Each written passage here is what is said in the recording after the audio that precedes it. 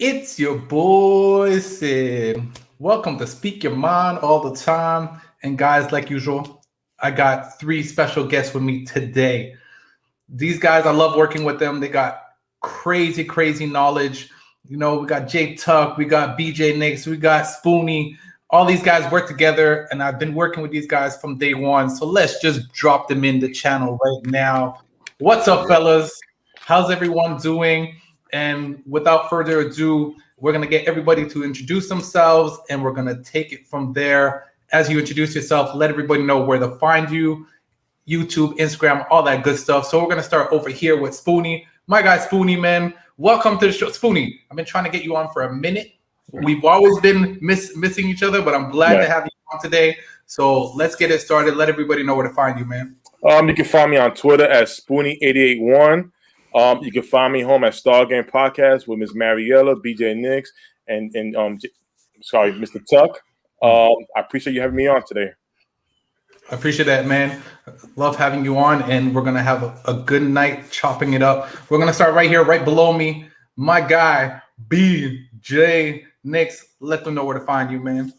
Hey, man, what's going on, Sid? Always good to be on here with you, especially with my fam, Spoonie, J Tuck in the building, CFO Gang's in the building, that boy Sid's in the building.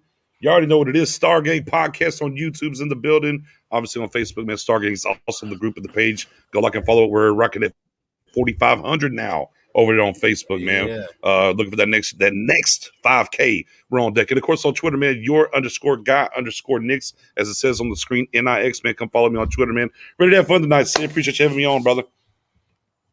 Appreciate it, man. We're gonna go right down here. Right. Oh, there he is. My guy. My guy that's got me in the gym at 6 a.m., 5 a.m. every morning, to be honest with you. Cool. I appreciate it, man. This guy's got me in the grind, man. So let them know where to find you, Jay, man. And I'm glad that you're on the show. We've been through a lot in the last year together, and I appreciate you, like always, jumping on here with me, man. Absolutely, my guy. What's going on, Sid? What's up, Cowboys Nation, man? It's your boy, Jay Tuck. Of course, you can find me on Twitter at JTuck151. Oh, happy birthday, man. Happy birthday. Yeah, happy birthday. Yeah. Happy birthday to you. Happy birthday to you. Do y'all have that version in Canada, Sid? Or do y'all just sing the regular old, like? No, I'll be honest with you. The white people sing the regular version. Okay. And the black people sing the extended R&B happy birthday version. Had to remix a little bit, man. Happy birthday. But yeah, you can follow me on Twitter at JTuck151. And of course, on my YouTube channel, Cowboys Fans Only. I appreciate all the support, man. And also catch me, time to time, Wednesday nights, Saturday nights, whenever. That's why you got to turn that notification bell with my Star Game family. Nix, Spoonie, Mariella, and also with my guy Sid, so I appreciate all the support, man. Everyone rocking with us. And here we go, man. The fun's about to begin on Wednesday night. We got the schedule finally dropping. So yeah, man. Yeah, and there's a little ding rumor that came out. Week 1 was supposed to be playing Tampa Bay. I don't know if you guys saw that post. Bring it on, Super Bowl champs. Listen, I'm like, bring it, man, because if we can get past Tampa Bay week 1, smooth sailing from the rest of the season. That's how I look at it. Because Tampa Bay is bringing back, I think they only lost one person, right? They lost a running back, if I believe. I don't think they lost anybody, to be honest with you. I think that's like the biggest thing is they re-signed all their free agents like the first time in like 20 some odd years or something like that just happened or whatever. So I don't. AB? Yeah, they did re-sign AB. They signed AB the other day. Yeah, they did resign him. Yeah, well, run it back. Yeah. So, listen, we'll get it. We'll get it. I'm not worried about it. I don't know if you guys are, but I'm really curious to know what our schedule is going to look like this year. I think we're going to have one of the toughest schedules coming out. No, you guys. It's going. On paper. On paper here in May. Sure. Right. We got some tough matchups, right? You got to go play the revamped, spending a ton of money Patriots on the road, right? Yeah. You got both teams that were in the Super Bowl last year, and the Kansas City Chiefs remastering that offensive line and reworking it, retooling it. Obviously, it's always a battle here in the NFC East, right? We know that already. So we're going to play that retooled secondary over there in Denver as well. The Chargers and what they're building with that rookie quarterback last year. So yeah, I mean, but hey, man, I mean, every game in the NFL is hard though, right, guys? Right. We're getting points in the NFL. If you really think about it, the dog walk teams are pretty much non-existent besides Jacksonville, and I mean, I'm trying to think. Jacksonville. I mean,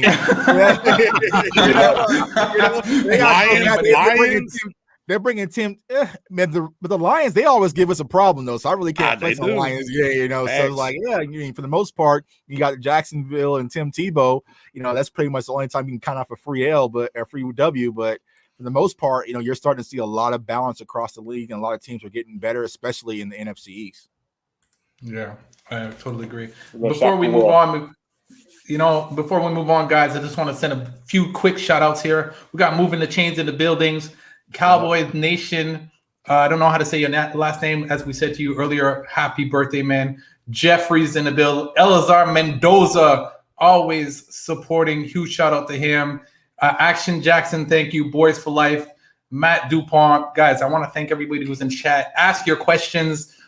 I'm always looking at the chat, so I'm always trying to address people that are asking questions. If I miss anything, I apologize, and I will definitely address it on my offline, and I will definitely comment. And if you leave comments in my thing, I always respond.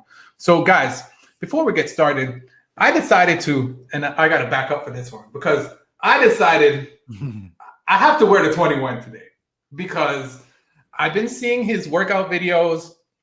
He looks slimmer. He looks faster. He looks hungry. Do you guys think what happened last year in the media offseason and Tolly Pollard being right behind him is making him be like, wait a minute, there's a few things that I need to address? Spoonie, how about you chime in first and let me know what you think about that? I mean, listen, it's like we was talking earlier and BJ hit on the head. Zeke has a lot to prove. He wants to prove the media wrong. The negative comments he took last season, not playing well, regardless of the excuse of the offensive line not being there, Dak not being there. Zeke was getting hit up all over networks. How much money he's getting paid, him not playing right, and X, Y, and Z. So, he basically he has the eye of the tiger this offseason, and he wants to bring it this season. So yeah. 100%, man. I know my man Jay Tuck's a big fan. So I definitely, I see it back there with the signature guys. So what do you think? Do you think Zeke is going to have a strong year coming in? Think he'll be able to get that 1,000-yard season? He did last year, so I don't see why he wouldn't this year. Yeah, I think Zeke will have a strong year, but I think a lot of people are overreacting to Zeke's performance last year. I think I just saw that in the chat. I mean, for the most part, you got to think about it. What really happened last year, Zeke had a makeshift offensive line. Dak went down. There's a lot of lack of continuity going across offensively last year. But I'll say this for the most standpoint, I'm not really worried about Zeke's performance as his running ratios and his balances to do. If he has to protect the ball, if I can see Zeke just protecting the ball and hold on to the football, that's what I care about most and foremost. But I feel like Mike McCarthy and Kellen Moore are going to use Zeke in a lot more creative way than we're accustomed to. I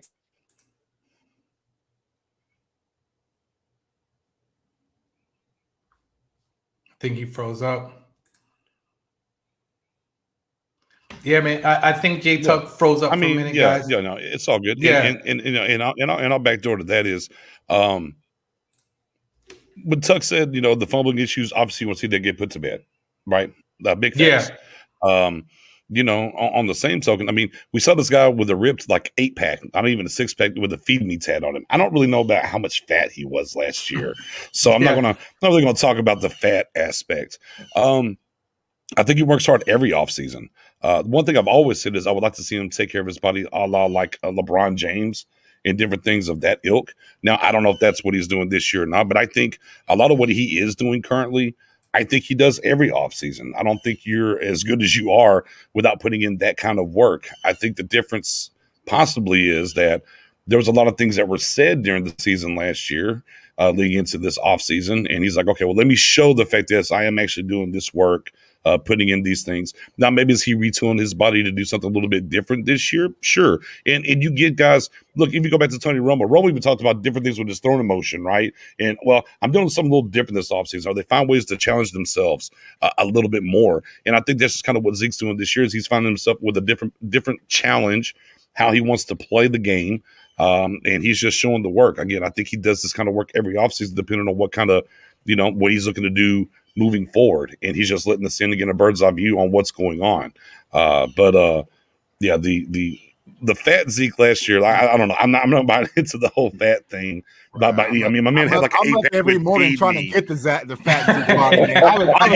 Sign me. I was gonna say, sign me up. And that's fat Zeke, then sign me up. I'll be fat Zeke, please. By all ways, shape, or form. But again, I just think this is one of those things where, hey, look, I'm going to show you I'm doing the work no matter what you think.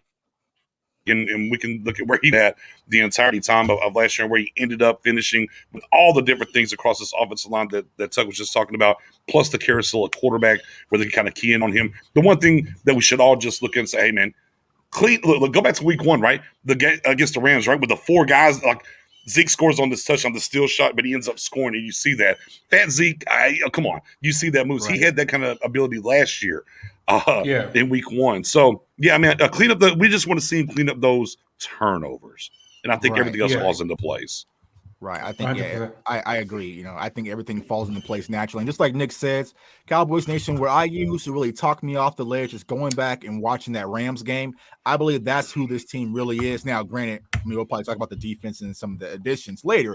But for the most part, offensively, I think that's who this Cowboys team can really be. And if you watch that game, Zeke was on fire. He looked like, what everybody wanted him to be. So I'm extremely optimistic that Zeke will have a great season next year. And he will shut up all the haters because, one, like I've always said, now the focus and the spotlight will now be on Dak Prescott, not on Ezekiel Elliott. Just hold on to the ball, hit the gaps, get back in the end zone, show your abs, and we'll get back. Yeah, and do some of this. Some of this, and everyone will shut up quickly. So yeah, 100%. I'm with you guys on that. I think one of the biggest things that I was thinking that I just need him to hold on to the ball. Right. Don't try and do no crazy spins or diving when just. Be Zeke, play like you did before you got your contract. Get that hunger and be that guy that's focused. That's all I want. I think the fumbling it becomes mental, and I think that's what happened last year with Zeke. You saw him starting to overcompensate a little bit, and it's just like anybody, we all go through slumps. Whether you play any type of sport, your shot just isn't working, you start changing things up, and all of a sudden just falls loose. I think that's what happened to Zeke. He was wearing the loose sleeve, and he started wearing the tight sleeves, and there was no sleeves, and then it was just like, all right, just really focus on just going back and doing what got you here, which I think Zeke will do next year. So. And also the pressure that a lot of folks was creating, that the pressure that he took as far as who's better without who, Dak and Zeke, and that was one of the things that a lot of folks on the networks kept on pushing, saying that Zach needs Dak needs Zeke, or no, Zeke needs Dak, X, Y, and Z. So when Dak was out for the year, there was a lot of pressure on Zeke to be the guy, especially him being the best player on the offense, X, Y, and Z. But to go into realization, it was a lot of injury to the offensive line. They were not healthy. Like Tuck just came out and said, Zeke was trying to find his comfortable spot where that he could get the ball rolling the way we know he can. So that's why I think this season he's going to bring it. Right, he's going to bring it. Yeah, I have to agree with Matt Dupont here. Only running back showing out on a terrible team was Barry Sanders.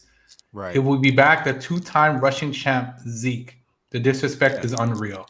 And I think that's what happened. Dak went down, and Zeke was like, okay, it's going to be on my shoulders, but you got Terrence still blocking for you, right? About that.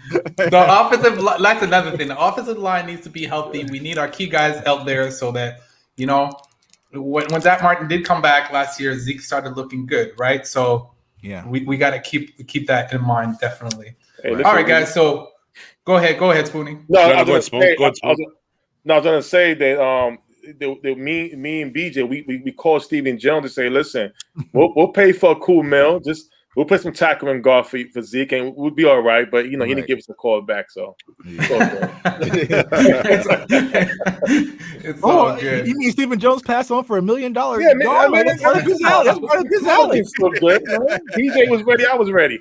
I told Spoon just do the vet minimum 750. He got greedy. He pushed, got greedy. No deal. Did you get greedy, Spoon? Huh? Yeah, I got a little greedy. I got a little greedy. You got a little greedy. Hey man, you tired of Catboy Jones. You can't get greedy. You can't look. That's a crap. That was $250,000 per extra. It was too much. What's going on, man? It was good, baby. What 1980? Big shout out to this guy, man. Guys, keep it. Go check him out. I'm doing big things with him coming up as well. Definitely big shout out to 1980, man. Appreciate you jumping on. So guys, let's just talk about. I don't know if you guys know, and I know you saw it because I know I saw it, but the projected death chart came out. The new one, the newest one. Right? Did you see it, Jay? From who? From our lads. Ourlives.com.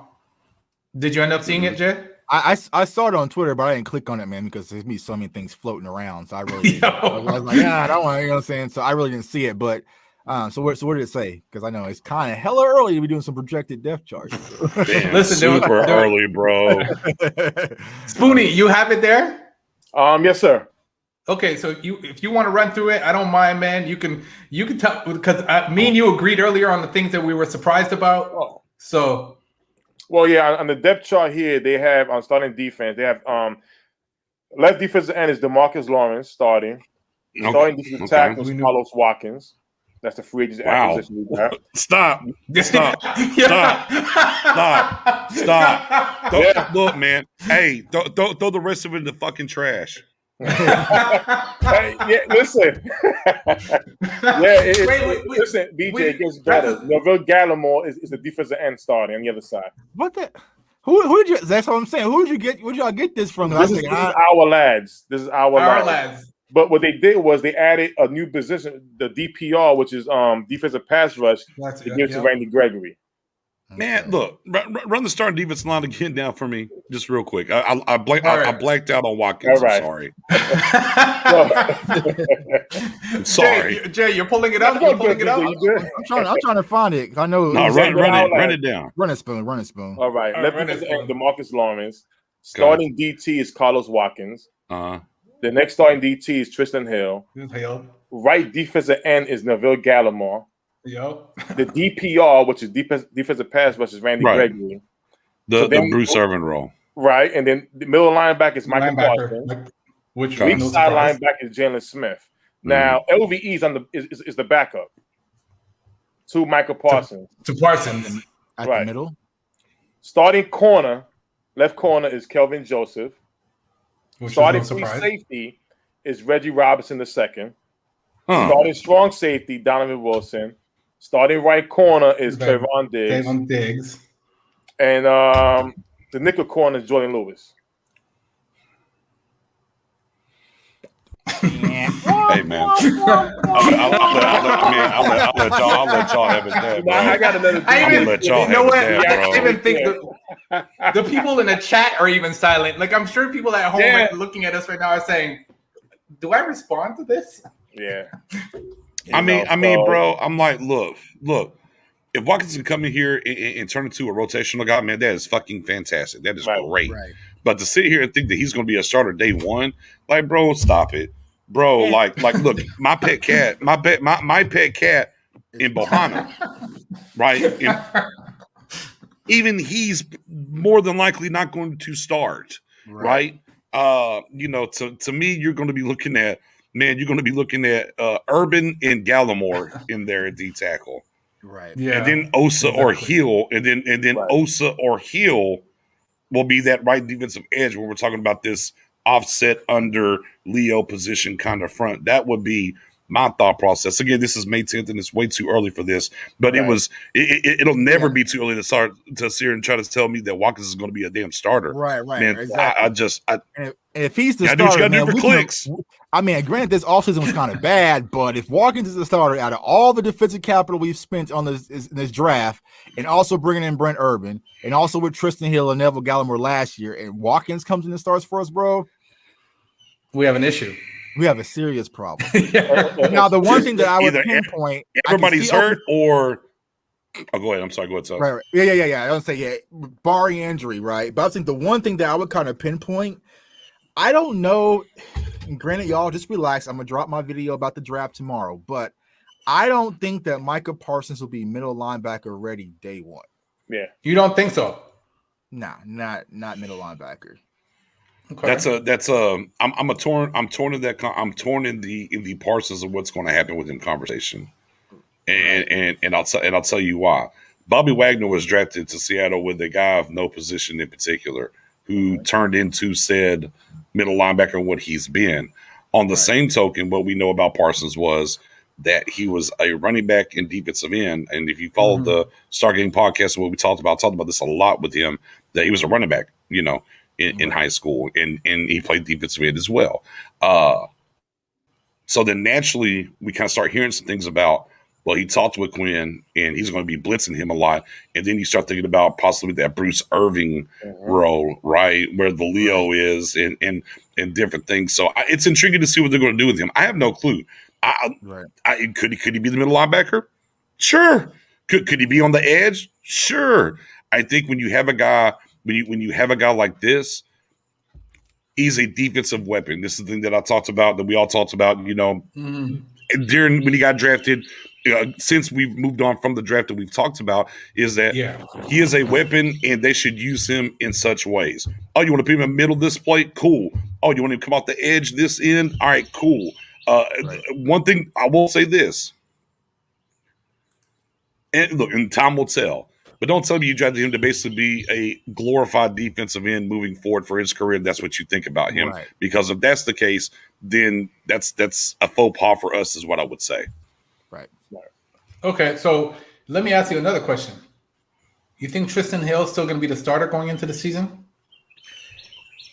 Nah. Not starter, no. Nah. He doesn't fit again. I mean, are we going to line up in?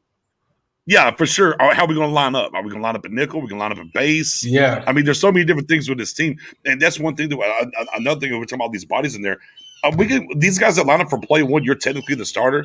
Right. I want to see snap counts. I want to see percentage of plays, because I think all these guys are going to get snaps. Heavy rotations, right? Yeah, I think it's going to be heavy rotation. Now, that's certain things we got to look at quarterbacks like Aaron Rodgers or a Tom Brady. When they know you have a certain set up there, they go quick, won't let you get the rotations off or whatever. But I think this is heavy rotation on a lot of fronts. That's why I'm not going to get too caught up with. Unless it's Watkins, Watkins starting. right. I'm not going to get too caught up on this who starts, who doesn't start thing. Yeah. I think this is really going to be they have a lot of bodies, and I think it's going to be heavy rotation. Yeah, if I see Watkins' name pop up on that Jumbotron opening game, of boo. Watkins, like, nah, boo, get him out. I hate you, Stephen Jones. I think Tristan Hill will be rotation, like Nick said. It's about snap counts. But starter, no. But I think Tristan Hill is going to have to come in and battle for his position, even in the rotation, because one, he had to do it last year. Two, he's coming off an ACL injury, and three, there's even more bodies kind of in the way now. Where you want to add Osa, and also Chauncey Golden, they can kind of slide in inside and outside. It's starting to get crowded at the defensive tackle position. So I think Tristan's really going to have to battle it out and get his name in the hat, because reps are probably going to be limited, as far as the rotation is concerned. So So do you think that kid Quinton Bohanna? Bohanna too. I mean, Bohanna will probably be fighting for it as well. I don't think Bohanna's going to get the job out the gate, but but it's even Urban though. I mean, that's your one text. I mean, unless they think Gallimore can do it, Gallimore maybe, but I mean that's your 2 1 text for sure. Right. Go ahead, Simone. I see you trying to jump in there. Oh Go no, ahead, no. Simone. I was going off of the rotation as you were saying earlier. This is why with Seattle Seahawks, Quinn was so successful with the team because fresh bodies. Right. If you go back to their roster, they rarely had any injuries because guys were all getting some good amount of snap counts and they were fresh all year long, and that's the main thing. Aside from Cam Chancellor's injuries, listen, I welcome that to this team. As far as Tristan Hill being sorry, what was the question again? Tristan Hill being the starter. Yeah, Tristan Hill being the starter. Yeah, I'm with BJ, rotational. Right. Rotational. Yeah, you're gonna see a lot of big bodies running off to the sideline. You know, trying to get off. That's one of our favorite things to watch, man. Those substitution packages, man. You see those big boys, you know, trying to haul to get off the sideline, man. So you'll see a lot of that in Dan Quinn's scheme. So I just hope they're gonna be quick, man. I don't want to be getting too many men penalties. Yeah, well, get Aaron Rodgers out there, and will be all right because he looks for it, like boom, quick height, boom. You know, there's a fatty on the sideline, couldn't make it off. So, you know, that's part of it, man. Those packages. So besides BJ, I saw you get upset about Watkins. I don't think I ever saw you get that upset about a player. Who in that lineup would you say Helm? Or not just in the lineup, but whatever the positions that they place some of these players.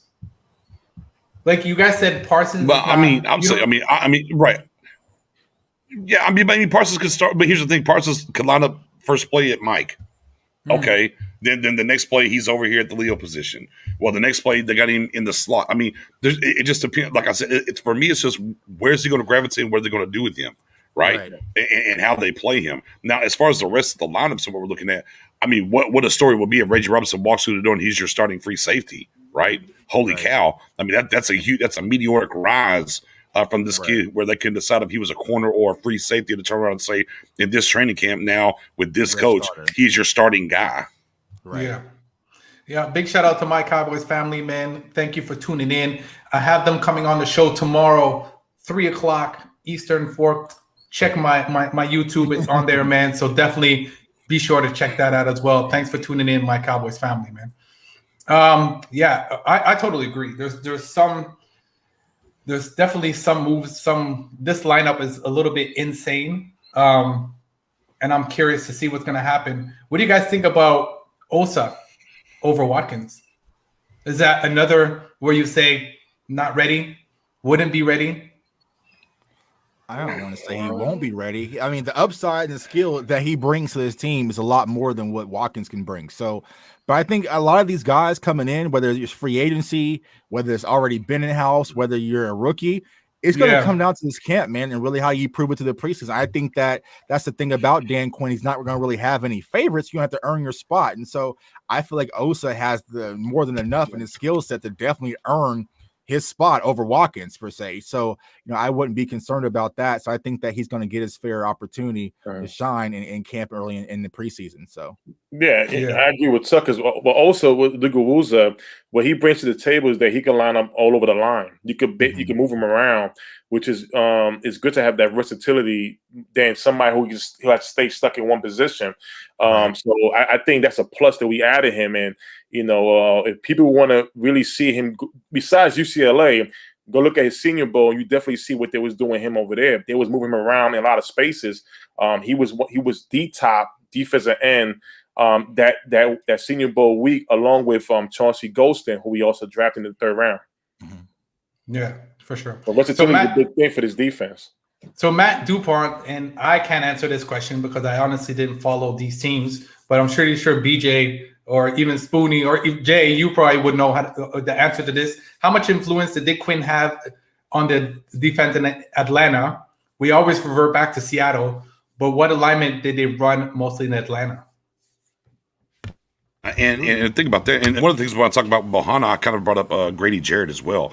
Big body, right? Long arms, 5th round pick, and what he did with him in Atlanta. And I'm hoping that kind of thing can translate here. A lot of the same stuff. It just wasn't him running it, right? And that's kind of the difference between we mentioned him in Seattle that was his only thing he had to do as compared to Atlanta, where, I'm bringing my defense over. However, I got to manage everything. I'm CEO here, right?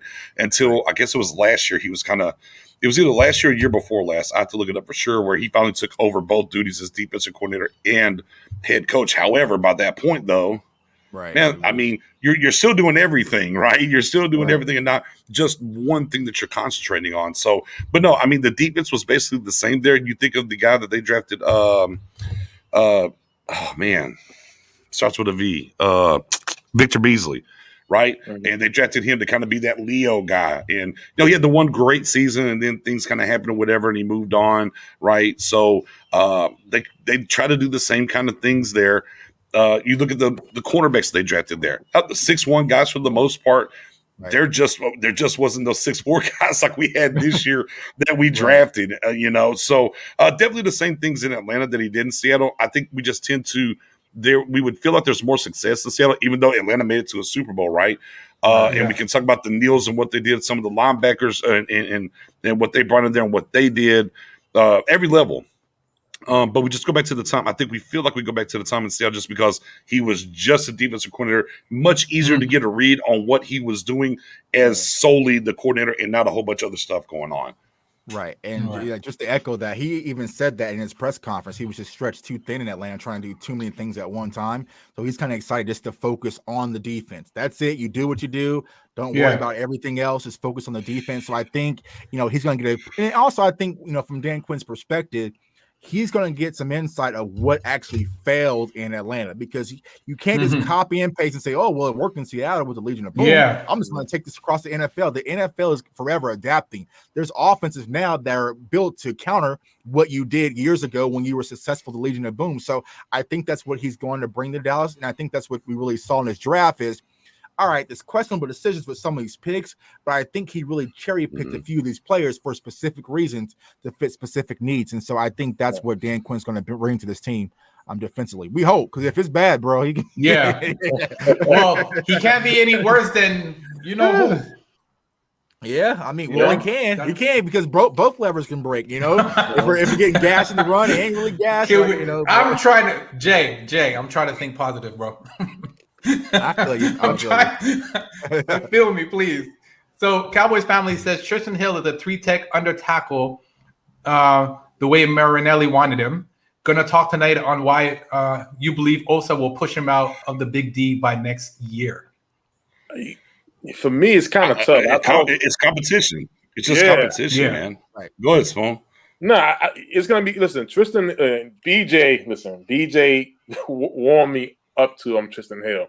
I'm gonna say that Tristan Hill definitely came up better last year. Yes, under Marinelli. He's not a Dan Quinn guy, but you're not gonna just give away a player because you didn't draft him. You want to definitely see what he brings to the table. Maybe he was being utilized wrong, and maybe Dan Quinn could find a way to utilize him better to get the better out of the player.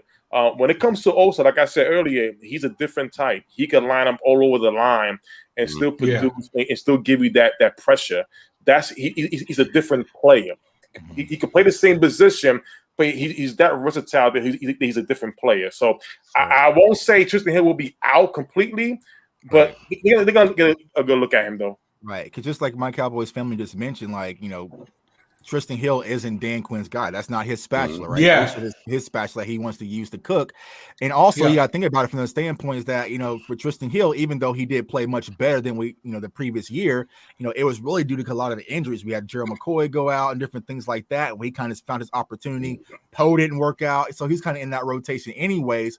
But I like what I saw from Tristan Hill last year, but it's a different scheme, different coaching style, different preference, and he's going to have to earn it. So, that's something to definitely keep your eye on how his training camp is going also in preseason as well. Yeah, and I just think that's what it is. I mean, Osa's definitely Quinn's guy. We talked about him in UCLA playing into that 3-man front, correct?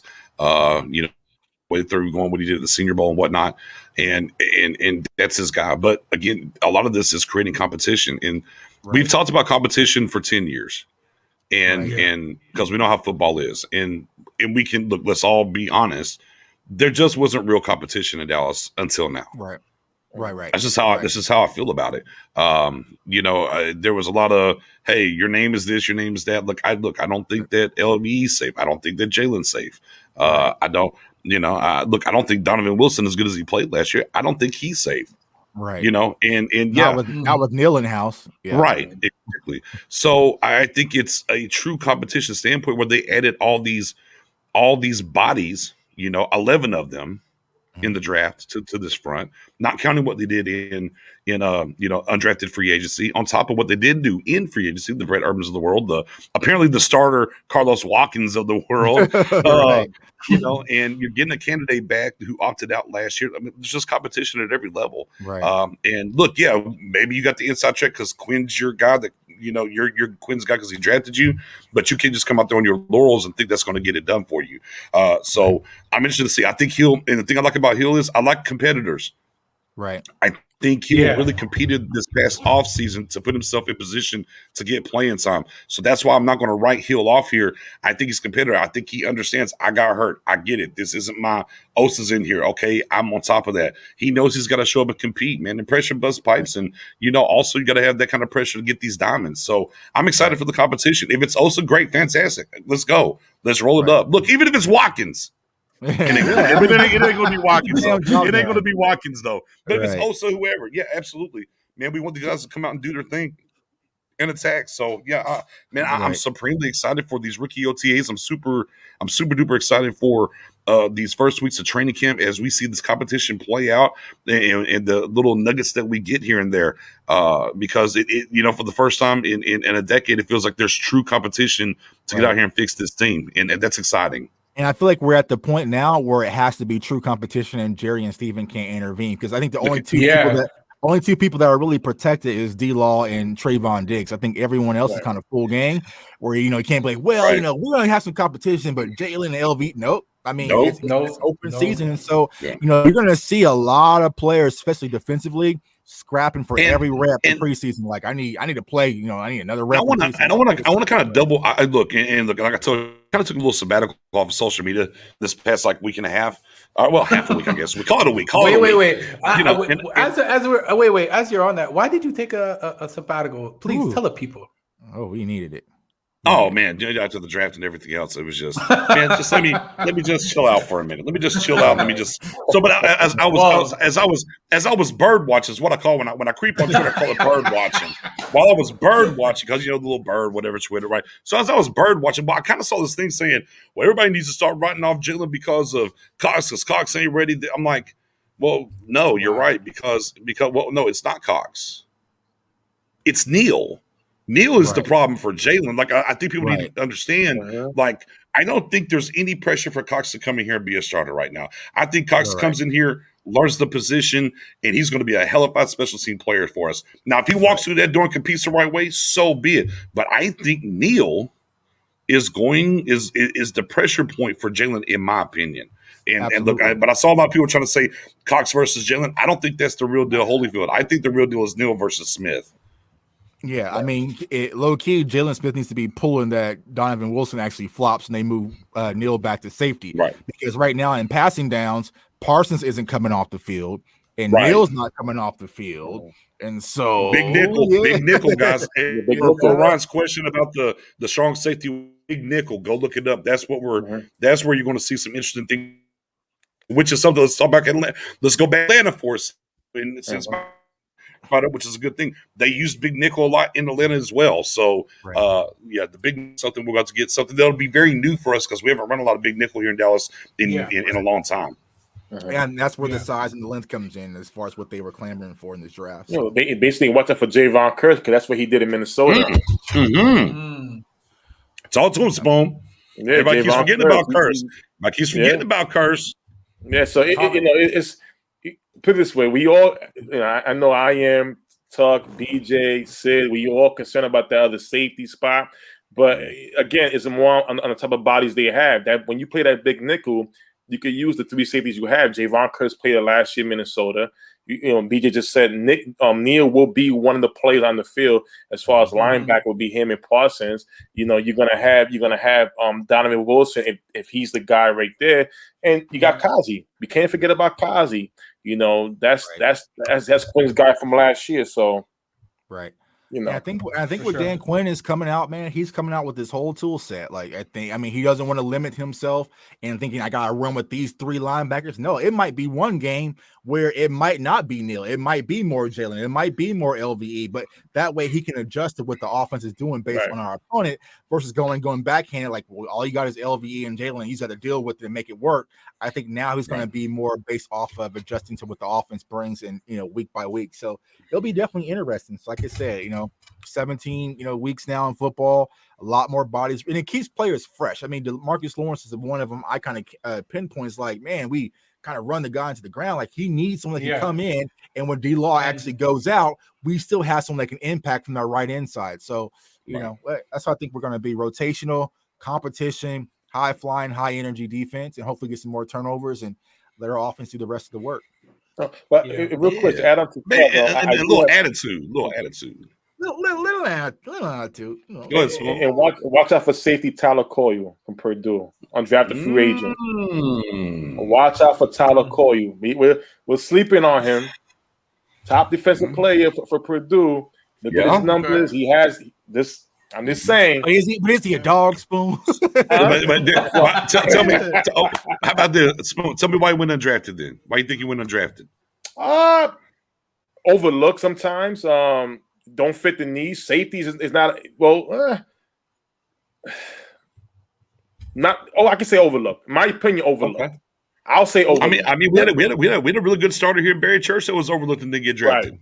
Let me ask you we guys do well. This, we do well. I saw it floating in the Stargate. I don't want to take over your show, okay. But no, it's good. There's probably this conversation about the guys who slid in the draft that preferably they rather go undrafted free agent versus getting drafted in the 6th and 7th or later. No, rounds. we talked about right. And after we actually me, Spoon, Bluff, Dom, after you had to dip out for the birthday party, we were talking about that as we get into those later rounds because some of these guys are like, hey, man, my agent, they'll tell you, don't draft me. Let me go pick who I want to pick. So you're definitely onto something there, J Tuck. Yeah. Right. So that could possibly be the reason. It's a Tuck. You know what? It's a way. Exactly. It's a way of them bargaining for themselves. For the safety. Yeah. Right. Yeah, they bargain for themselves. So if you're safety, you look at Dallas situation where there's questionable safety situation. You tell yourself, you know what? I can compete for that spot and hopefully get on there. Hey, listen, look at Ron O'Leary. Right. Undrafted. He competed. He became a Pro Bowl guard on the Dallas and moved on, got paid with Denver. It can happen. Right. Yeah. Ryan Hopkins said, let me ask Church did for us, then most give him credit. Yeah. Totally agree. Yeah. No, big facts. Yeah, big facts. 100%. Big facts. But Jacksonville just gave him the bag. Y'all know how that goes here. Y'all know how that goes here. Y'all know how that goes here. Let me ask y'all this though. Let me spin this question. Sid, I'm gonna start. Look. I'm hosting Sid show real quick. I want to get Sid's response here. Listen. I gotta get Sid's response on this.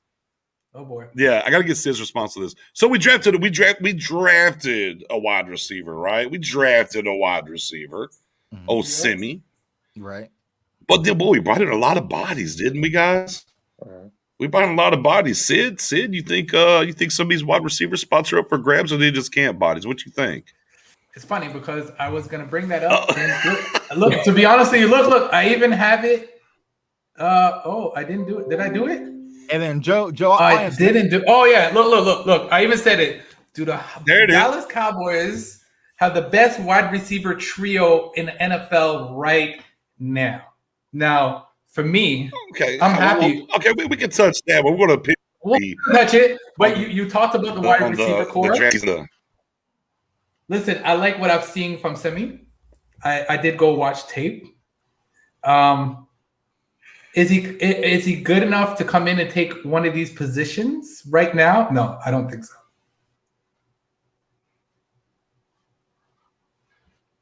Why is it silent? Why are you guys silent? Am I missing something? Oh no! I thought you was going to continue. Yeah. Did I miss tape somewhere? No, do you guys know something I don't? Because I feel like Semi is going to come in and make the roster. Now, I think Sid, where you're misconstruing it, you're thinking out of the big three. No, he's not taking any of the big three yet. But I feel like you think eventually he's that good enough to be able to? Yeah, I think that he'll be the Michael Gallup insurance policy. Yeah, and so I think Or the Amari Cooper insurance policy with that contract. Yeah, so he's kind of sitting. He's the State Farm for one of these wide receivers. That was just so I'm my audio cut out, but that was the question that BJ asked me. Do I feel that Semi is ready to come and take one of these positions, right? Yeah, but I think he was thinking about just overall in the wide receiver. So you got to include like Cedric Wilson, also Noah Brown. You know, I would say that said, and Noah stays on the team for special teams purposes. So I think that we're gonna keep what? Ah, man, because I think I got a 6. Yeah, I think it's funny.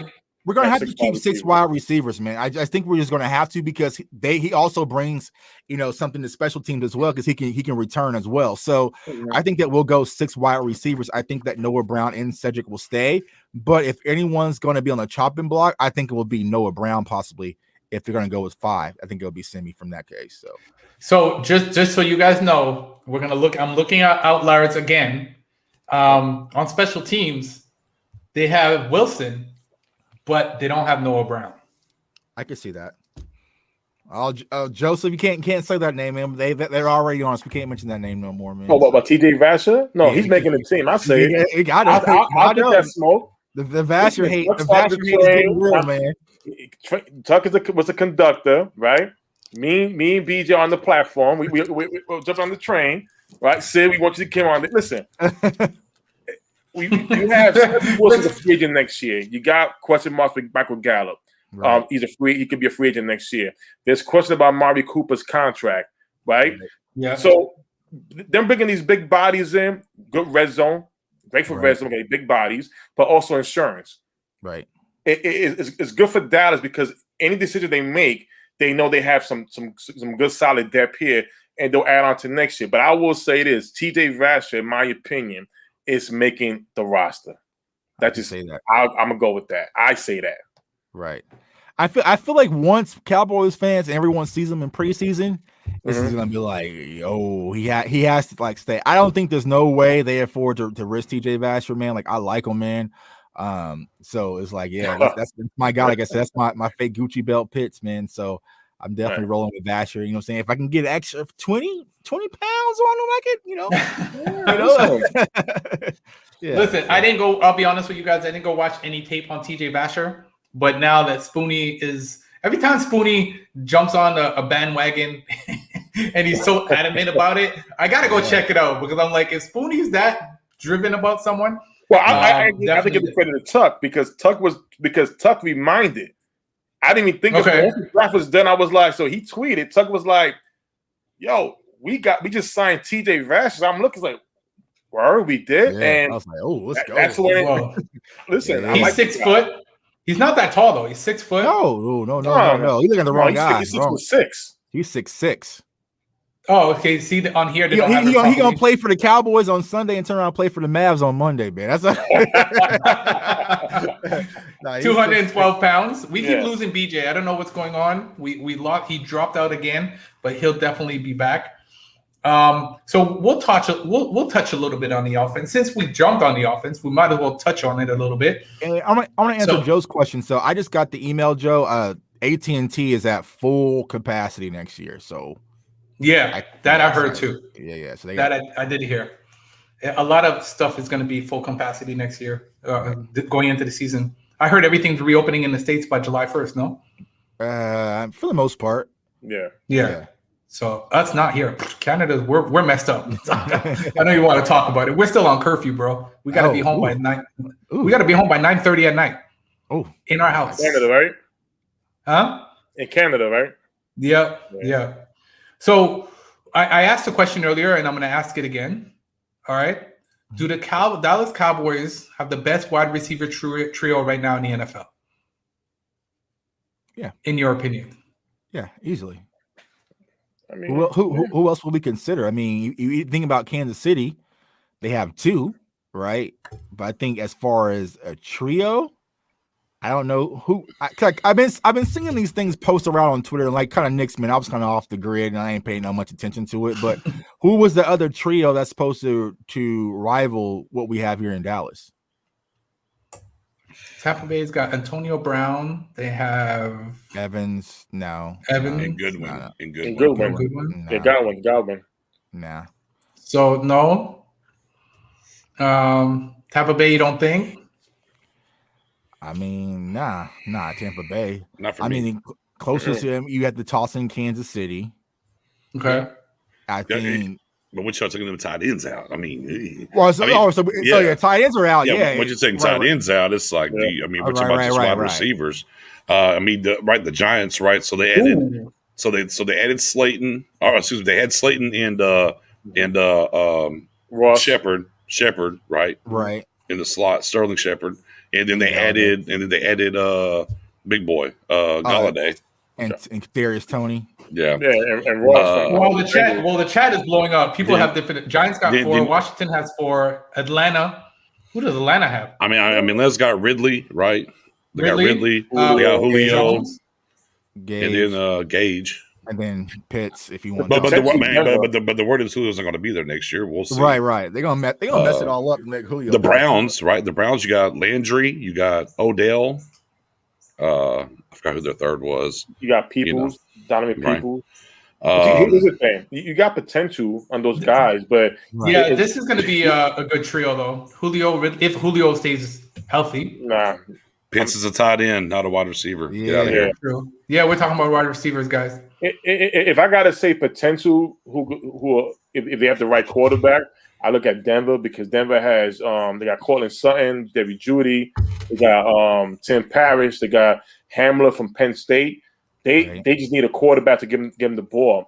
If we going strictly wide receiver, now you go with tight end, you also got Noah Fant there, who's a Pro Bowl tight end for them. So if I got to pick and choose who could rival Dallas wide receiver trio, it would be Denver if they have a quarterback. Maybe Aaron Rodgers, hint. Who knows? Yeah, right. But other than that, I see nobody else because if you look at last year, Cardinals. What about the Cardinals? Right, AJ Green, D-Hop. Yeah. And Kirk, right? Gerald. Kirk, yeah. Or Kirk. All right. Christian Kirk. Yeah. It's not nice trio there. It's a nice trio there. Yeah. Green's got to stay healthy. I mean, obviously Green's got to stay healthy, right? But I mean, it's a nice trio. I mean, I mean, I see Ron with Cincinnati because they just added Chase, right? You got Higgins. Who's your third over there, though? Somebody help me. Higgins. I know Higgins and Chase. Boyd. Okay, Tyler Boyd. Boyd's nice. Yeah, it's a nice little trio there. You know, it's nice trios.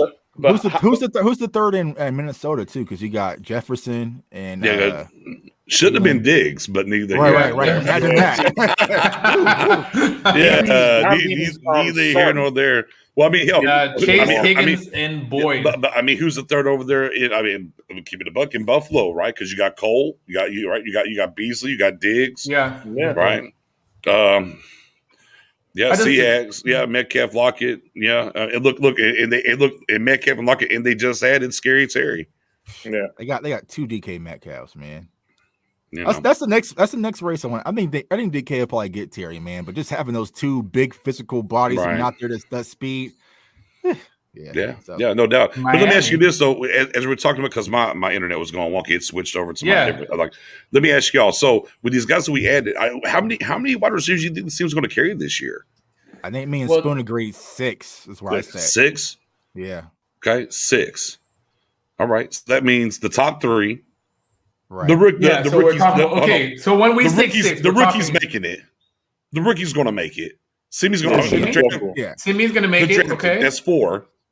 Right, and then Noah. So you got 2 spots. I feel like if anyone's going to be on the chopping block, I think it'll be Noah. I think Sed's a lot. You know what? I think look at the money. It's $2 million free to get rid of him. No cap penalty. Who's that? Cedric Wilson? Yeah. Ah, damn it, Nick! Don't say that. Don't say that, man. It's 2 mil. It's 2 mil. Mr. Krabs. It's 2 mil with no blowback if you move on from Sed. Yeah. Okay, so here's a rundown. You guys got Cooper, Gallup, CD. You got Simi, Cedric, and you guys are saying Vasher? I think Vasher will be the 6th man. Man, I don't know. I really do. Yeah, I mean, maybe Vasher. He could be. Yeah, he could be. He could be. Yeah. The boy Eagles out of Texas, though. I mean, he's got some things to him. Right. You know, it's an intriguing battle. It's an intriguing battle. because I think the special team is going to make a difference. Like Noah has the special teams value. That's why I think Noah's safe, man. I think they're going to keep just Simi.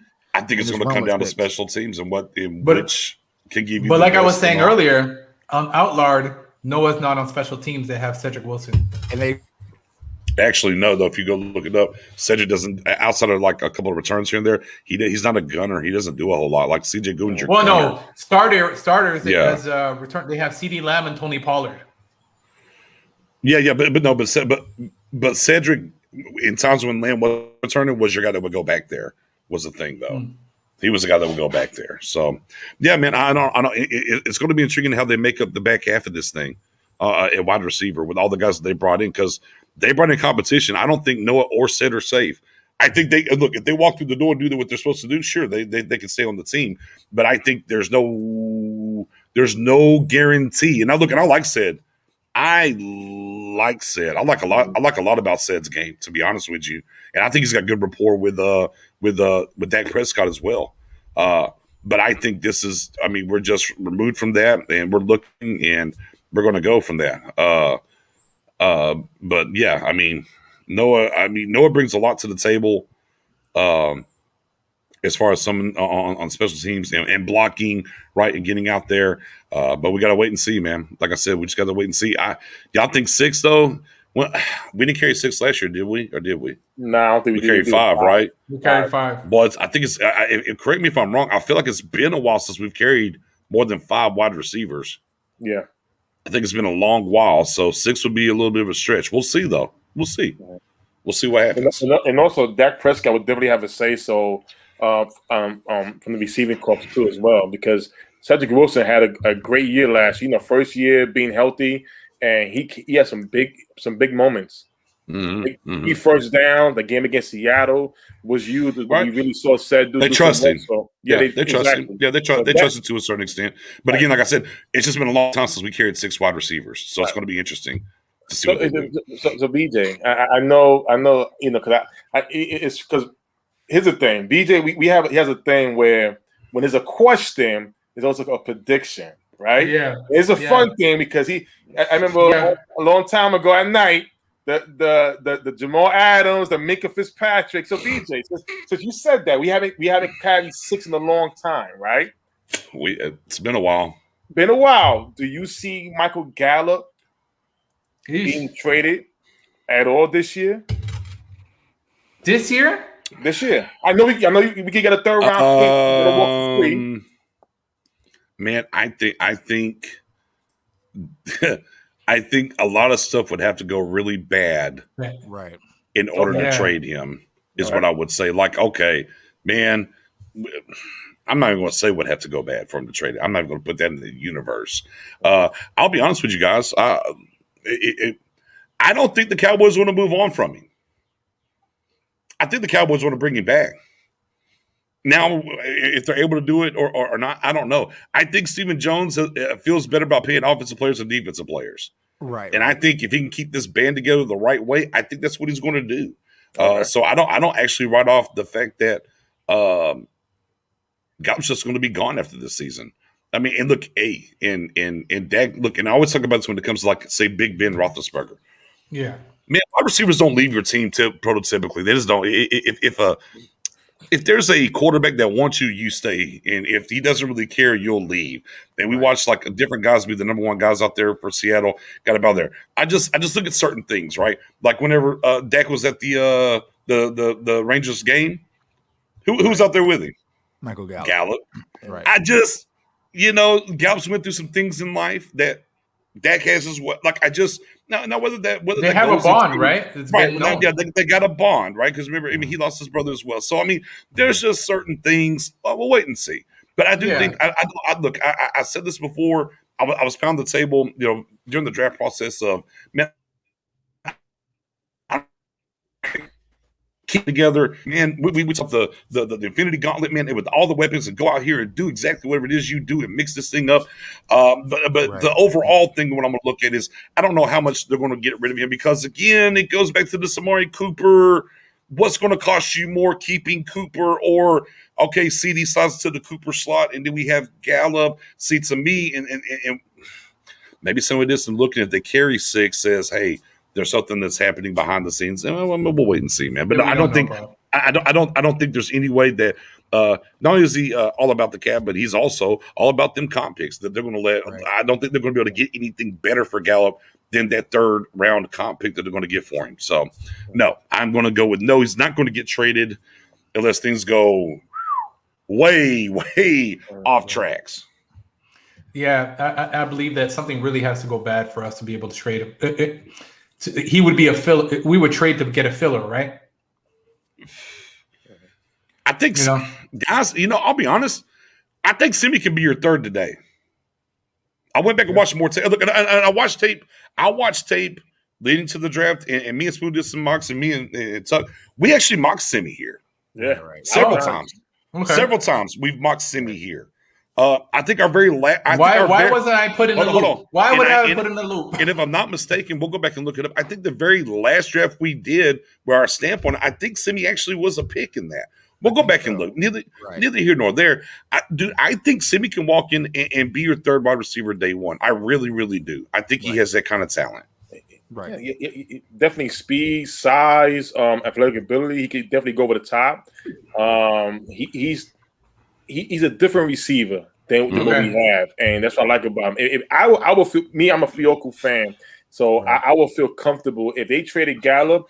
I'm not worried about Simi being in the league. About Simi, look at him on Twitter. He's already rooted in Cowboys Nation. Like he's planting his seed already, and so it's already growing, man, tremendously. So, like you said, I think he brings everything that Michael Gallup brings to this offense and more. Now, granted, Michael Gallup is more seasoned because he's been with the team a lot longer in the NFL. But yeah, I mean, if something was, if we were able to move on from Michael Gallup and bring in Simi at the 3rd spot, I don't feel like we would miss a step. Like I said, I think that he's that insurance policy. Yeah. If you were to compare Semi to a receiver, not just the Dallas Cowboys, any receiver. There's a hot one flowing out there. I'm not. There's Bryant. Yep. Go ahead. That's what I was going to ask you. That. Yeah, I'm not. That's for me. I can't. So you compare him to Dez. Okay. Hey, Tuck, you got another play? Say it, Tuck. I just can't do Dez. Why? I mean, it's there, but no, I can't compare him. Okay, so if you were to compare him to a receiver, you're not saying you're gonna Demarius Thomas. Like that. What the hell is that? You know you lie. I can't compare them. There'll never be another Dez Bryant, man. No. Yeah, but I see what people are saying though. His stature, what he brings, the size, it fits Dez. Nice career. It won't be career. That's okay, BJ. BJ's mind has been like rattling back and forth. I see it, BJ. Maybe I'll go Anquan Bolden instead. Yeah, there we go. I'll do that. Hey. It's a no. There we go. Maybe I'll go Anquan Bolden instead. Like, that's still solid. Right. I don't care if you're on me. I'm still open. And look, I love Dez. I don't know if Dez was all the time. If you're on me, I'm still open guy. High point and everything. Amazing. I think Dez might have had maybe a smidge more gear within the route running than Simi right now. Okay. But we knew whatever Dez lost a half a step, it was going to be a problem. We knew that. He wasn't the most fleetest of foot.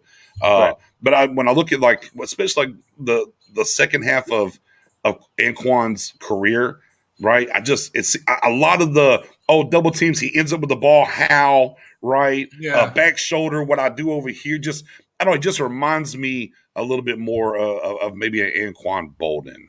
Okay. So, but I'm not saying he's going to be that.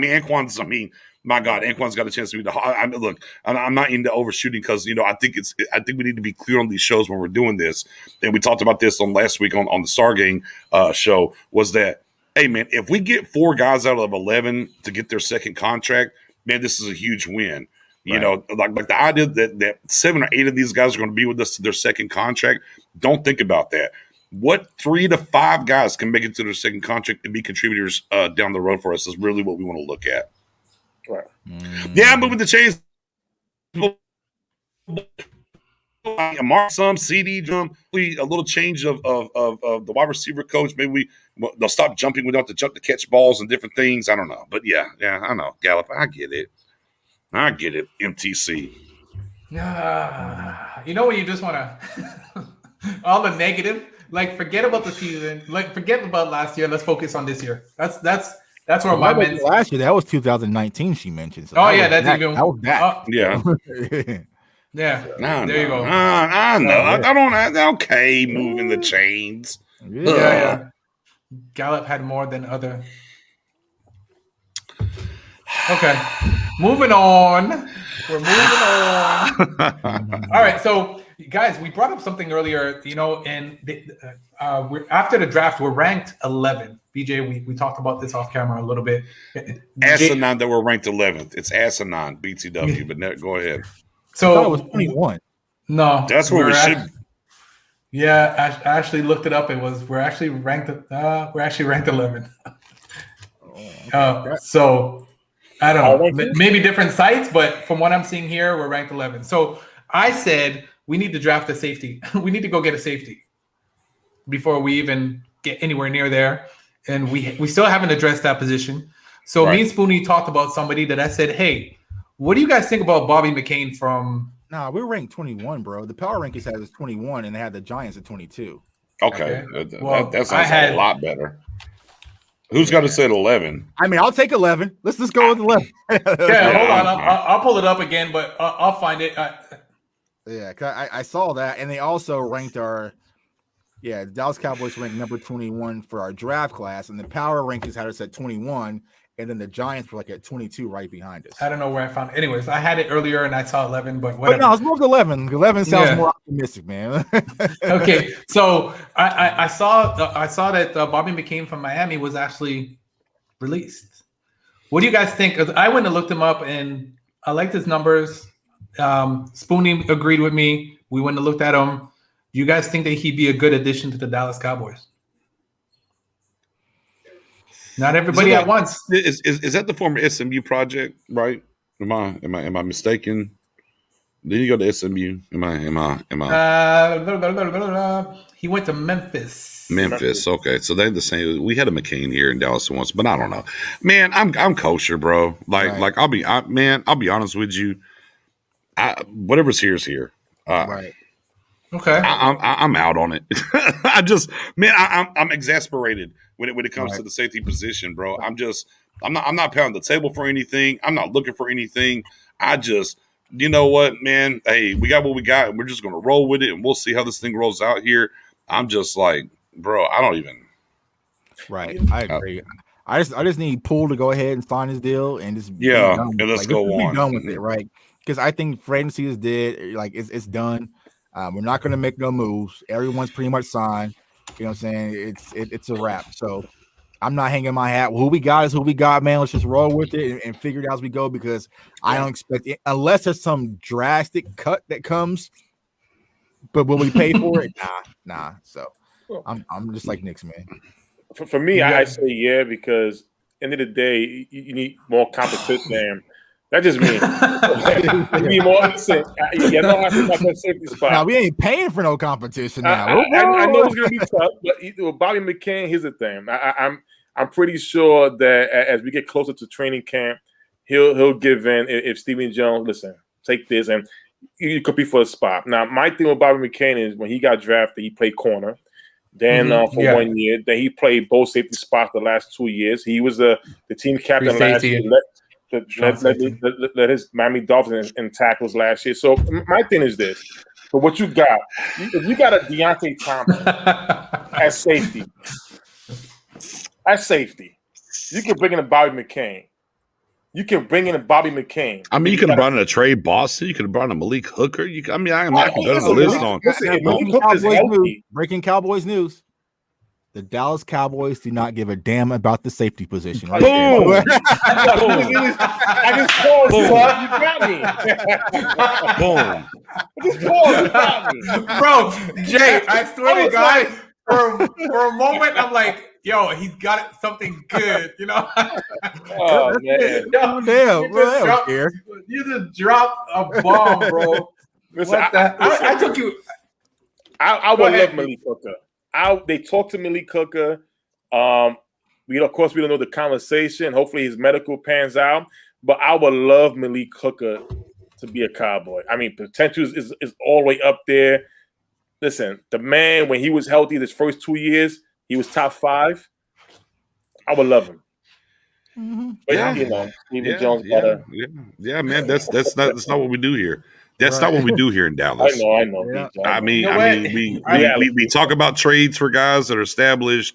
Then we go through the first 2 days of the draft, and Steven comes out and says, "Man, that's safety. We just couldn't get him." I said, man, when he said that after round 3, I said, bet. I said, say less. I'm like, the owner ain't tripping.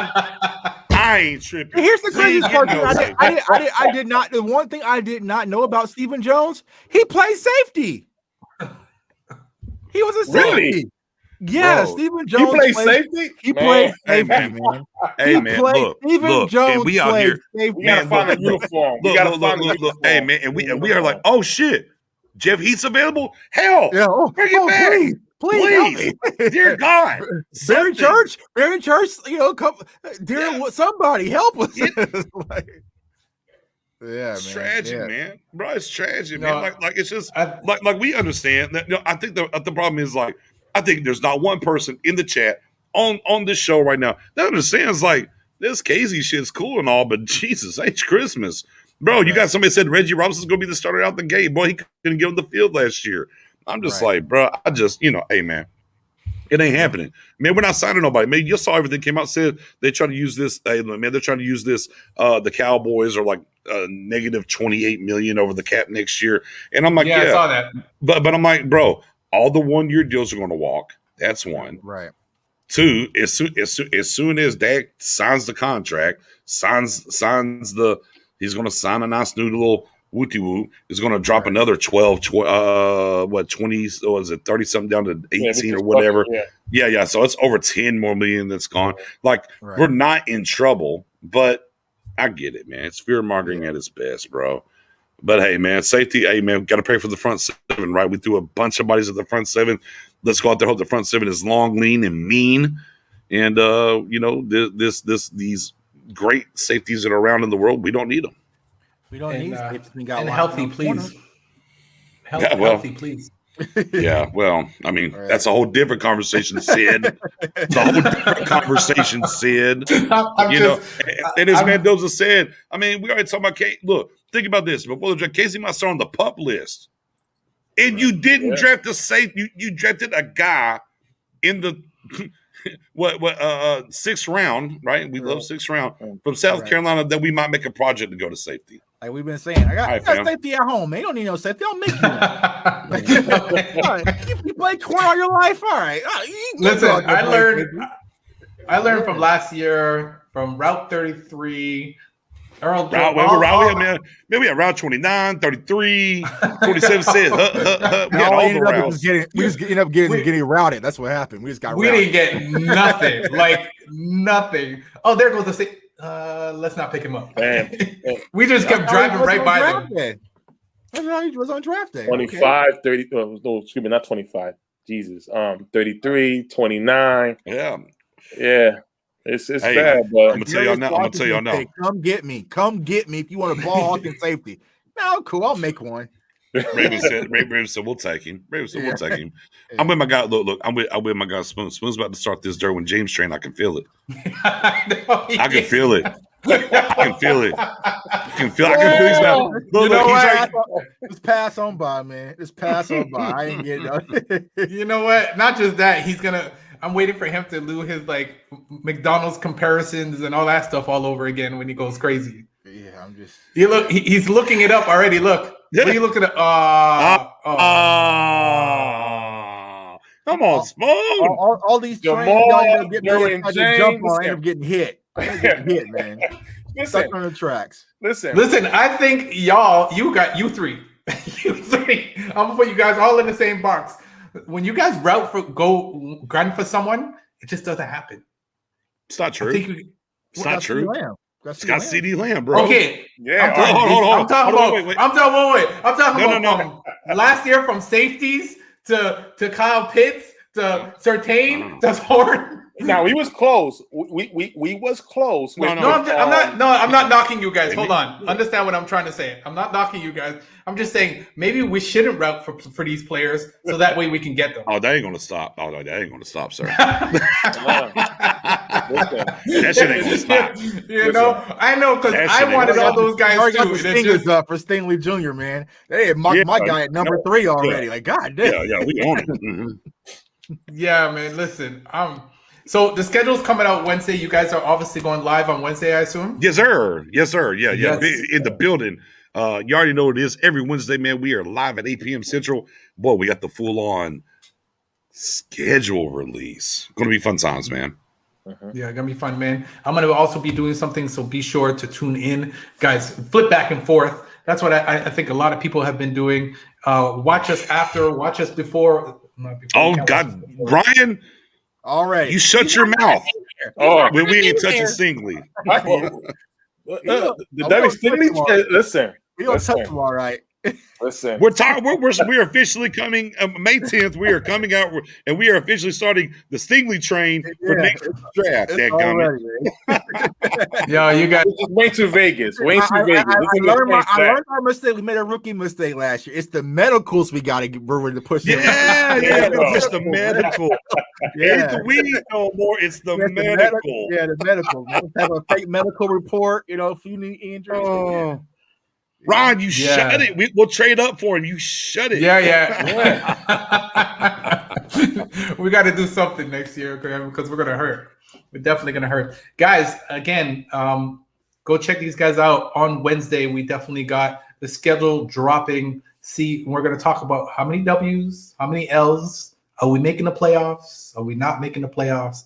Are we making it to the Super Bowl? I already see the media's destroying us already. No. Well, I'm telling you now. I'm telling you right now. Okay. We're not going to make it to the Super Bowl. Oh, just keep it a buck with y'all. I'm going to keep it a buck. Look, I'm just keep it a buck with you. You didn't do enough. Why? Because we didn't get safety? No, it's not even about safety, bro. You didn't do enough with this team to get you over the hump. You just didn't, guys. I mean, and look, and there's nothing wrong with it. And there's nothing wrong with calling a spade a spade. Look, I'm going to be here cheering and riding and everything. But I mean, if we're looking at everything on the outside, looking in and moving forward, I just don't think they did enough to move the needle on defense. I'm excited about Parsons. I'm excited about Boss Man Fat and what he's going to do out there at corner, right? And we got to see how this thing comes together in the front seven. But yeah, man, you're talking Super Bowl. I think there's a lot of things got to go the right way.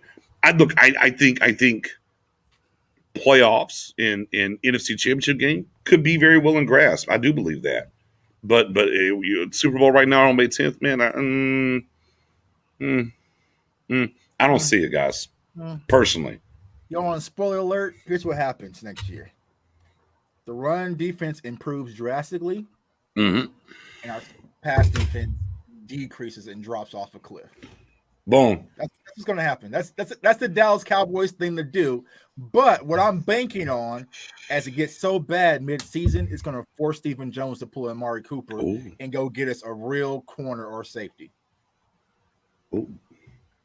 That's what I'm banking. That's what I'm banking. Any names? Think about it. We got loaded guns out there. Any names? Now I have two names. I have two names. If you want me to, you put the names out there, Spoo. I'm gonna be quiet. Well, here's the thing. You have two safeties with expiring contracts next year, and Derwin James and Jamal Adams. Here's your problem. You said expiring contracts. You know what that means? Gotta pay him. You gotta pay him. We ain't paying one. You get Amari Cooper. Nigga, we ain't paying shit. Yeah. He did Cooper. Right. So I can see a Derwin James if he's healthy, because Derwin James last couple of years been up and down. But a guy like Jamal Adams from Texas home, and I think Jamal Adams will take I'm not saying a discount, but it's home in Dallas. And he would love that. As a matter of fact, I tweeted him earlier. I got him. Hopefully he responded back to me. But that's how I feel, man. But I agree with Nix, man. It doesn't feel like Super Bowl is. It's like we just plugged in the holes. Like, right. I was actually more confident Super Bowl last year than going into this season. To be honest with you. Really? Yeah, absolutely. I'll buy that, Jay. I'll buy that as well. For sure. Yeah, I thought we said last week after we got CeeDee Lamb and came out of that draft with Diggs and beyond. Like, I was like, all right, we got it. But now it's like, I mean, we all right. Like I said, we got some killers on our schedule too, and it's just like, they're gonna air that thing out, man. So we'll see. Like I'm hopefully, we gotta trust Dan Quinn's this point. Geach just said that. Gotta trust the process. We gotta trust this rookie class, man. But I would have felt a lot better if we would have handled business free agency and we had a veteran cornerback there. Right. And then now we can kind of work in boss man fat. But we're gonna toss him out day one versus Tampa, possibly, and like figure it out. Okay. Got it. It was like last year. Like I said, I thought the defense had a better chance to be better the second half than the first half because of the new guys, right? And look, if keep it a buck, they were better in the second half. They cut some dead weight. We were better in the second half. Now, I look at this defense currently constituted right now. It's like, yeah, it's kind of the same thing. I need Gallimore to walk through the door, right? I need Diggs to walk through that door, take that next step, so on and so forth.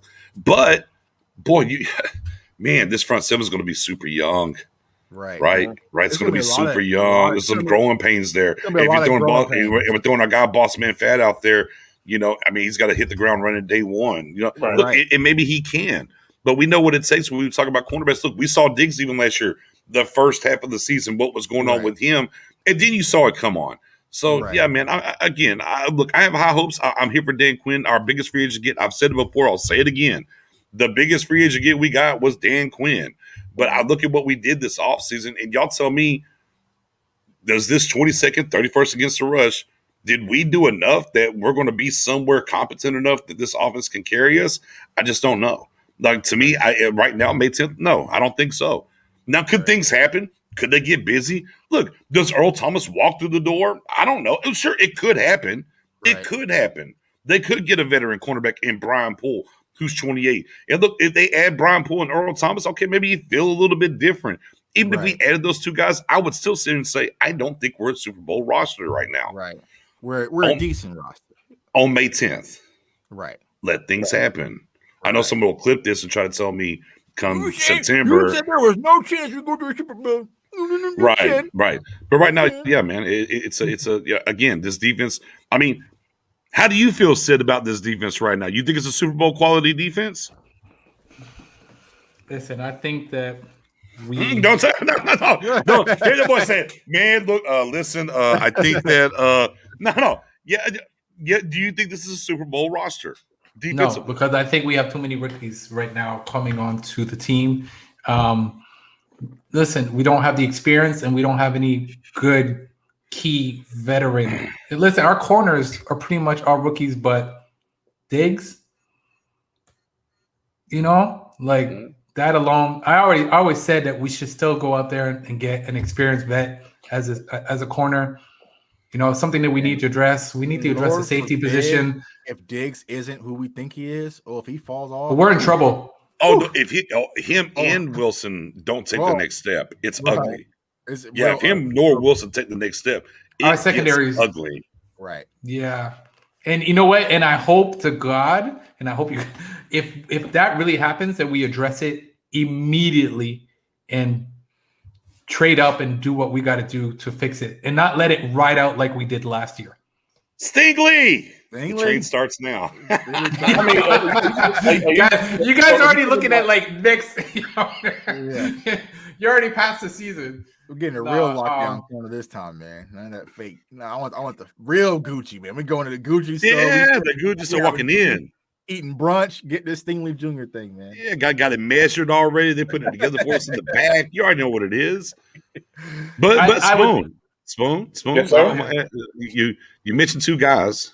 Mm-hmm. You mentioned two guys. Right. Derwin, contract coming up. Mm-hmm. Jamal, contract coming up. Yeah. Okay. What you think? Well, okay, Matt Owen. Hold on, before you get there. Yeah. They're already talking about Casey starting on the PUP list.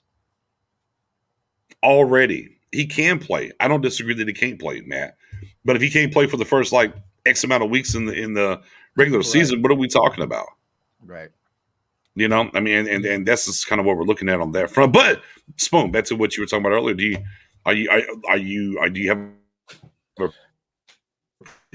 you think one of the guys are going to be made available? Is that what you're saying here, Spoon? Because you did bring him up a little bit earlier. I just want to see what you had to say. Yeah, I think one guy can be available. When it comes to the Chargers, there was talks, I think, last offseason where they didn't know about giving him a big contract. They did pick up the option, but he had a couple of injury history. There you got a new coach there, so there was talk about that he may be trade available for the right price. Now, we didn't pick up LVE's contract. Right.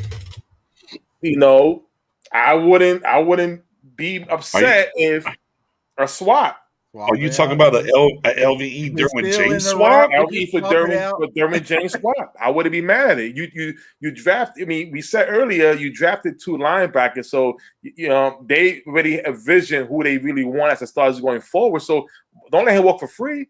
Trade. If you don't want to pay Derwin, we're not paying OVE. Let's swap and let's see what happens. And with Derwin James, big name safety, and we know we got some of those fans in here, and Tuck and Mendoza. I know others who's watching. That would be a dream come true for Derwin. Listen, Derwin James is the guy we wanted at the NFL draft in Dallas, right? I was hurt a little bit. The table, like, trade up one spot. Just in case. He came right there one spot before we got LVE. And I really do think if it was LVE and Derwin, we would have took Derwin. I say do it. Okay. All right. Well, I'm good. I remember I got took him. I'm like, that word sounds good. I like it. Damn it. Yeah, no, I like it. It sounds good. Hey, man. It's y'all fault for this day too, man. Buckle. Y'all built this all up. Asante Sam was going to be there. Cheer up. Oh, he was there. Hold on. He was there, though. He was there. He was there. What makes it even worse? They just decided that we don't get Devin Stingley. Cal Hamilton, he's available from Notre Dame. 6'4", ball hawk, played strong. My entire mock next year gonna be 6'5" in the ball. But listen. Before I let you guys chime out, you asked BJ. You asked me. You voiced your opinion. Jay, I didn't hear you chime in about Super Bowl or playoffs. You guys are killing me tonight, man. Because I feel like in order to get to that part, man, we're putting a lot on Dak Prescott again. And this time it's kind of unknown. Like last year, I knew, okay, Dak Prescott's healthy, boom, boom, boom, ankles fine. I had no concerns. Now it's like, all right, Dak is back, but is Dak really back, or is he just, he might be a shell of himself? And so you take that into consideration. You take into consideration not making any moves in the offseason. You take into consideration. Okay, but wait a minute. Yeah, let's say Dak was healthy next year, the whole season. Our defense still was atrocious. Do you honestly think we would have had a chance? Yeah, absolutely. Last year. Yeah. Defense wins games just as much. Yeah, I know. I mean, if Dexter, we win. No, if Dexter, we win the division going away. We win the division. Okay, we win the division. If Dak was healthy last year, I still say we would have been a scary team to face because as explosive as our offense was, think about our defense was starting to force turnovers at the end of the season. So they were kind of finding their footing a little bit, getting some confidence. And so I felt like, if we would have played Tampa Bay, you know what I'm saying? Like, because Washington played Tampa Bay decent. I feel like we were one of the only teams kind of in the NFC that could strike out Tampa Bay and just put up 40 at a blink of a dime. So it's like, I would have took us last year against anybody, but now it's like, all right, Dak's come off an injury. Is Tyron Smith going to be healthy? Is Lyle fully healthy? We don't have an outside corner or a veteran. You know what I'm saying? We got some new, it's just too many question marks for me to want to jump on the table and say Super Bowl. Cool. Spoonie. Listen, you guys know me. I was feeling Super Bowl I can't wait for Wednesday because I'm gonna go ham. But I will say this: let's think one step at a time. We got a quarterback back. He said he's healthy, 100%. We want him to be 100% healthy going into the game. It's not easy coming from an injury where he did. The mental aspect of getting hit, X, Y, and Z, got to get into play. I believe this team can win the division. I believe they have the type of coach that would give his team swag on defense to get it done. The key is, as BJ and Tuck said, can these guys get it done? It's gonna be a lot on these young guys like Diggs. Can Diggs repeat what he did the second half of the year? If Kelvin Joseph is the starter, can he come in there and make some noise at that corner. We don't know who our safety spots is. The offense is fine. It's pretty much the defense. But I do think if we get into the playoffs, if we get hot at the right time, like the Chiefs did the first time they won, I think we can go ahead and do some work. Because at the end of the day, here's the thing: it's easy to say Super Bowl, but everything has to be right once you're in the playoff. Right. Bury injuries. Where are they right now as an identity? How did they get in? Did they get in because of the team lost, or did they got in because they dominated? Which type of team is they going to be? So I do think they can make it, but it depends on the situations, what's going on. So, I mean, like we can't have a top run defense and a secondary that's getting killed all over the field. We can't have that. Because then you're forcing on Dak to. I mean, I could say it, but not mean it. I could say it. Gonna just tenfold. I ain't making no reservations or nothing like that. Yeah, no doubt. Yeah. Man, again, guys, I want to thank you for being on the show. I always love chopping it up with you guys. I always leave my show with a smile, and I always think back. And like I said, these are memories that I'm always going to have, and I appreciate them, guys, with always being here and chopping it up with you guys. And we're going to get together again because training camp starting. Of course. Then there's going to be, the what you guys love is who's making the roster. Right. Who's the BJ? I think that's BJ's favorite time of the year. Who's making the cut? So I definitely want to address that issue with you guys once it comes up. Guys, we're going to start from Spoonie, then BJ, then J Tuck. Let them know where to find you guys in Twitter, Instagram, all that good stuff. What's wrong, BJ? Is there? I got some thunder on my way. It's about to go down. I thought maybe it was a bat or something. No, I heard that thunder. I was like, well, I was like, about to go down out here in East Texas. Right. Guys, please, as these guys are letting you know what their channels are, definitely go sub up to Star Gang. They're on YouTube and they're trying to get their YouTube up and running. So definitely go sub up to them. But Spoonie, let them know to find you, man. On Twitter, you can find me at Spoonie881. And find me every Wednesday at Star Game Podcast with Miss Mariella, BJ Nix, and J Tuck. 100%. Yeah, man. BJ. Yeah, man. Yeah, I mean, same thing. Me and my guy Spoonie, J Tuck, Mariella, man. We be rocking. Man, Sid, appreciate you as always. Make sure you hit that notification bell if you're here watching Sid. Sub and hit that notification bell. Never know what's going to be going on. Got to be getting that alert, right? So on and so forth. But that being said, man, YouTube, we just started this year, man. We're about to hit that 400 plateau over the first couple of months. We're right there now. That was our goal by draft. I haven't looked. We might be there actually after the draft. But either way, we're trying to skyrocket, do our thing. Star Gang Podcast. That's it. Star Gang Space Podcast. All of it, right? Come follow us on YouTube. On Facebook, man, Star Gang is the group. Star Gang is the page. Jump in the group. Like and follow the page as well. Over there on Twitterland, _guy_Nix, man. Come through, mess with us, man. We have a good time. Love the interaction for the most part. Base. Yeah. Jay. Part. I said for the most part. I snuck it in. For the most part, yeah, man. I snuck it in. Fired on. Yeah, man. You can follow me on Twitter at JTuck151, man. I appreciate all the knowledgeable Cowboys fans, the sensible Cowboys fans. I used to say I follow the good, the bad, the ugly. Yeah, that's out the window. And then also you can follow me on my YouTube channel, Cowboys Fans Only. And then also you can go to cowboysfansonly.com. And then catch me on Wednesday nights with my Star Gang family, man. I appreciate you for having me on, Sid. 100%, man. Glad you're back, Sid. And also glad you're back, Sid. Right. Let him sit back. Let me give him a hand clap. Welcome back, baby. It's coming. It's coming. It's coming, bro. It's coming, bro. And Sid play safety. He play safety. Play safety, right? No, man, no. Whiteout. And even then, it was a short whiteout, so we won't even go there.